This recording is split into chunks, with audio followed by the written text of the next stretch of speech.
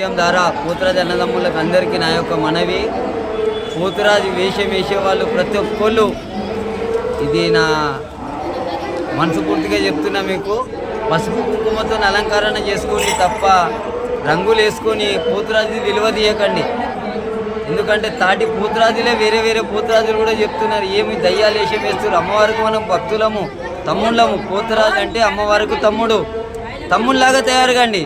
పసుపు కుంకుమతో అలంకరణ చేసుకోండి, పోతురాజులాగా తయారు కండి.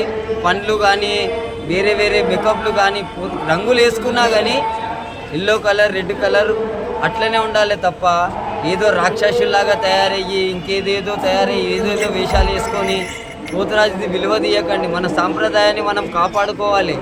తోటి వాళ్ళు వేరే వాళ్ళు కూడా చూసి మన సాంప్రదాయాన్ని గౌరవించే విధంగా ఉండాలి తప్ప మన సాంప్రదాయాన్ని కీచపరిచే విధంగా ఉండొద్దు. పోతురాజు వేషం ఎందుకు వేస్తున్నారు? అమ్మవారికి ఎప్పటికీ తోడుగా, ఒక బాడీగార్డ్ లాగా, అంగరక్షకుడిలాగా, అంతే తప్ప ఏదో దయ్యాలు వేషం వేసి రాక్షసులు వేషం వేసి మిమ్మల్ని అమ్మవారితో యుద్ధానికి వెళ్తురా? మీరు యుద్ధానికి కాదు కదా, అమ్మవారి సేవకై మనం వెళ్తున్నాం. అట్లాంటప్పుడు పసుపు కుంకుమతోని చెంకిలతోని అలంకరణ చేసుకోండి. తాటి పోతురాజులు కూడా మనకు విలువిస్తారు. వచ్చిన భక్తులు కూడా మనకు అందరూ అంగరంగ వైభవంగా ఎదుర్కోళ్ళు జరుపుతారు మనకు. అంతే తప్ప ఏదో వేషాలు వేసినాము, పోతురాజు వేషం వేసినాం అంటే కాదు. సత్యేశాలు వేయండి, వద్దనంటే రాక్షసులు వేషం వేయండి, వేరే వేయండి. కానీ పోతురాజు వేషం అంటే పసుపు కుంకుమ చెంకి కాటిక, దీంతోనే పోతురాజు వేషం వేయాలి. సాటి పోతురాజులకు నా యొక్క మనవి నేను చెప్తున్నాను, అర్థం చేయండి. నా పేరు నాంపల్లి బాబన్న అంటారు.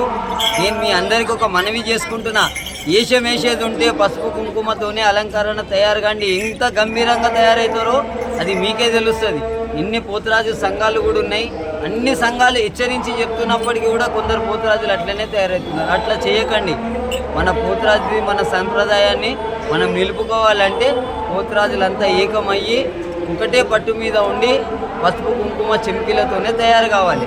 వేరే రంగులు వాడకండి, వేరే ఇతర రంగులు వేసుకోకండి, రాక్షసుల్లాగా తయారు కాకండి. మీ అందరికీ నా యొక్క మనవి, ఇది ఒక నా విన్నపము.